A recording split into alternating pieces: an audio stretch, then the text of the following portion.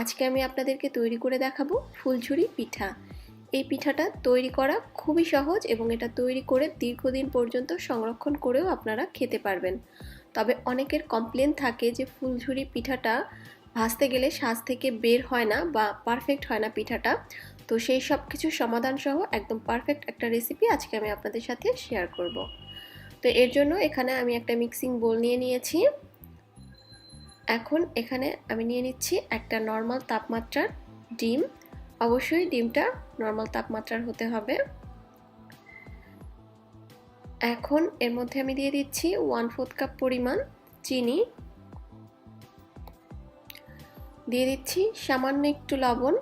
আমার কাছে মনে হয় মিষ্টি জিনিসে সামান্য লবণ দিলে এতে করে স্বাদের একটা সুন্দর ব্যালেন্স আসে, তবে আপনারা কেউ পছন্দ না করলে নাও দিতে পারেন। এখন ডিমের সাথে চিনিটা খুব ভালোভাবে মিশে যাওয়া পর্যন্ত এটাকে আমি এভাবে একটু বিট করে নিব। আর এই পিঠাতে কিন্তু খুব একটা চিনির প্রয়োজন হয় না, মানে এটা অল্প চিনিতেই অনেক মিষ্টি হয়ে যায়। তবে আপনারা আপনাদের টেস্ট অনুযায়ী চিনির পরিমাণটা বাড়িয়ে কমিয়ে নিতে পারবেন। এর মধ্যে আমি 1 চা চামচ পরিমাণ লেবুর রস দিয়ে দিলাম। অনেকেরই কমপ্লেন থাকে যে পিঠাটা ভেজে সংরক্ষণ করলে পরবর্তীতে খেতে গেলে এটা ডিমের একটা গন্ধ থেকে যায়, তো একটু লেবুর রস ব্যবহার করলে আর গন্ধটা থাকবে না। এখন এর মধ্যে আমি দিয়ে দিচ্ছি আগে থেকে জাল করে নেওয়া নর্মাল তাপমাত্রার লিকুইড গরুর দুধ।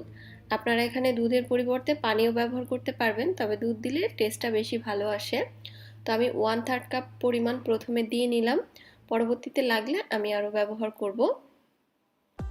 তো দুধ, ডিম, চিনি সব মিশিয়ে নেওয়ার পরে এখন এর মধ্যে আমি দিয়ে দিচ্ছি 1 কাপ পরিমাণ চালের গুঁড়ি। এটা ঘরে তৈরি করা চালের গুঁড়ি, আপনারা চাইলে বাজার থেকে কিনে আনাটাও ব্যবহার করতে পারবেন, এখানে কোনো সমস্যা নেই, যে কোনো চালের গুঁড়ি হলেই হবে। আর দিয়ে দিচ্ছি 1/2 কাপ পরিমাণ ময়দা। আপনারা চাইলে এই পিঠাটা শুধু ময়দা দিয়েও তৈরি করতে পারেন, তবে আমার কাছে এই রেশিওতে পিঠাটা বানালে রেজাল্টটা সবচেয়ে বেশি ভালো আসে বলে মনে হয়েছে এবং আমি সেম এই রেসিপিতেই সবসময় করি, তো এটাই আপনাদের সাথে শেয়ার করলাম। তো মিশিয়ে নেওয়া হয়ে গিয়েছে, আমার মনে হচ্ছে আর একটু লিকুইড দুধ লাগবে, তো আমি আরও একটু দিয়ে দিচ্ছি। আমি মোট এই ব্যাটারটা রেডি করার জন্য 1/2 কাপ পরিমাণ লিকুইড গরুর দুধ ব্যবহার করেছি, তবে আপনাদের কম বেশি লাগতেই পারে। আমি আপনাদেরকে এখন কনসিস্টেন্সিটা দেখিয়ে দিব। জাস্ট এই টাইপের একটা কনসিস্টেন্সির ব্যাটার তৈরি করে নিলেই হবে। তো দুধের পরিমাণটা কম বেশি লাগতেই পারে।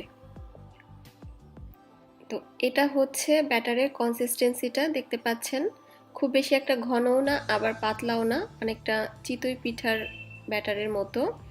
তো এই টাইপের একটা কনসিস্টেন্সি ব্যাটার বা গোলা আপনাদেরকে তৈরি করে নিতে হবে পিঠা বানানোর জন্য। এবার এই ব্যাটারটাকে আমি 15 মিনিটের জন্য একটা সাইডে রেস্টে রেখে দিব। আপনাদের হাতে সময় থাকলে আরও সময় ধরেও রাখতে পারবেন। তো ফুলঝুরি পিঠা বানানোর জন্য লাগবে আমাদের এই ধরনের একটা সাজ, আর এই সাজটা আমি অনেকবার ব্যবহার করেছি, এটা বেশ পুরানো, তাই দেখতে অনেকটা এরকম লাগছে। তবে অনেক সময় দেখা যায় বাজার থেকে নতুন সাজটা কিনে আনলে সেটা থেকে পিঠাটা খুলতে চায় না তেলের মধ্যে দিলে, বা এই সাজটা কিন্তু দুই রকমের পাওয়া যায়, একটা মোটা আর একটা পাতলা। তো যারা এই প্রবলেমটা ফেস করবেন এই টিপসটা শুধুমাত্র তাদের জন্য। আপনারা যদি সাজটা দিয়ে পিঠা বানানোর আগে জাস্ট কয়েক ঘন্টা আগে বা 1 রাত আগে এরকম একটা বাটিতে কিছুটা তেল নিয়ে তেলের মধ্যে সাজটাকে ডুবিয়ে রাখেন এবং পরের দিন পিঠাগুলো এই সাজ দিয়ে ভেজে নেন, তাহলে খুব ইজিলি এটা উঠে আসবে। বিশেষ করে নতুন সাজটা ব্যবহার করতে গেলে এরকম প্রবলেম আপনারা ফেস করতে পারেন যে সাজটা থেকে পিঠা বের হচ্ছে না। আর যাদের খুব ইজিলি বের হয়ে আসতেছে তাদের জন্য তো এটা আসলে দরকারই নেই। তো এটা আমি শুধুমাত্র শেয়ার করছি যারা এই প্রবলেমটায় পড়বেন যে খুব ইজিলি সাজ থেকে পিঠা বের হয়ে আসছে না, তারা এভাবে সারা রাত তেলের মধ্যে সাজটাকে ডুবিয়ে রাখবেন, তাহলে দেখবেন খুব ইজিলি বের হয়ে আসবে। তো এখন আমি সাজটা গরম করতে দিব তেলে। আর এই টাইপের সাজগুলো আপনারা শীতের সময় বিভিন্ন কোকারিজের দোকানে খুব ইজিলি পেয়ে যাবেন, আবার চাইলে অনলাইন বিভিন্ন পেজেও পাওয়া যায় যেগুলোতে কোকারিজের জিনিসপত্র বিক্রি করে। তো এটাকে এখন আমি খুব ভালো করে গরম করে নিব তেল এবং সাজটা, এবং এটাকে অনেক বেশি ভালোভাবে গরম করে নিতে হবে, না হলে কিন্তু পিঠাটা আবার হবে না।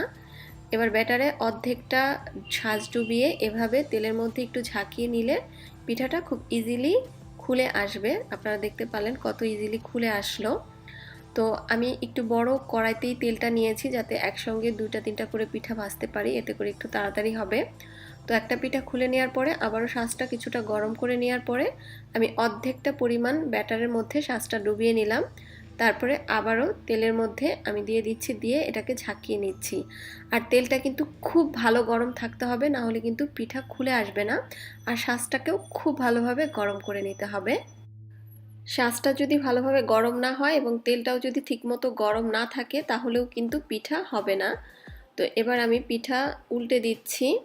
আর ভাজার সময় পিঠাগুলো খুবই নরম থাকে, তবে এটা ঠান্ডা হওয়ার সাথে সাথে অনেক ক্রিস্পি আর শক্ত হয়ে যায়।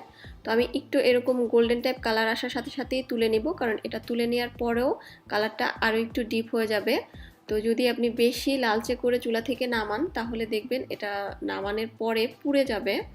তো জাস্ট যখন এরকম হালকা গোল্ডেন টাইপ একটা কালার আসবে তখনই নামিয়ে নিতে হবে, কারণ কালারটা নামিয়ে নেওয়ার পর আর একটু ডিপ হয়ে যাবে। আর পিঠা ভাজার পরে এই যে ছোট ছোট যে জিনিসগুলো থাকবে এগুলোকেও তুলে নেবেন, না হলে এগুলো আবার তেলের মধ্যে বেশি অতিরিক্ত পুড়ে তেলটা নষ্ট হয়ে যাবে। তো শাঁসটা গরম করে আমি আবারও অর্ধেকটা ডুবিয়ে নিচ্ছি, দেখতে পাচ্ছেন পুরোটা কিন্তু ডুবানো যাবে না, তাহলে কিন্তু পিঠা শাঁস থেকে বের করা যাবে না। এবার একইভাবে তেলের মধ্যে একটু হালকা ঝাঁকিয়ে নিতে হবে এবং দেখবেন খুব ইজিলি বের হয়ে আসবে। আর যদি কোনো পিঠা এরকম বের না হয়, একটু কোনা দিয়ে লেগে যায়, সেক্ষেত্রে এরকম একটা কাঠির সাহায্যে হালকা একটু টান দিলে খুব ইজিলি এটা বের হয়ে আসবে। আর এটা খুবই স্বাভাবিক। তো একটা পিঠা বের করে একটু শাঁসটা গরম করে আবার আর একটা পিঠা দিয়ে দিতে হবে। আপনারা চাইলে ছোট পাত্রে একটা একটা করেও ভেজে নিতে পারেন অল্প তেল দিয়ে। তো এটাকেও আমি জাস্ট গোল্ডেন টাইপ কালার আসা পর্যন্ত ভেজে নিব। তো এই পিঠাটাও ভাজা হয়ে গিয়েছে এবং এভাবে আমি এখন সবগুলো পিঠা ভেজে নিব। তো তৈরি হয়ে গেল আমার ভীষণ মজার এবং সহজ ফুলঝুরি পিঠা। আমি আপনাদেরকে একটা পিঠা ভেঙে দেখাচ্ছি।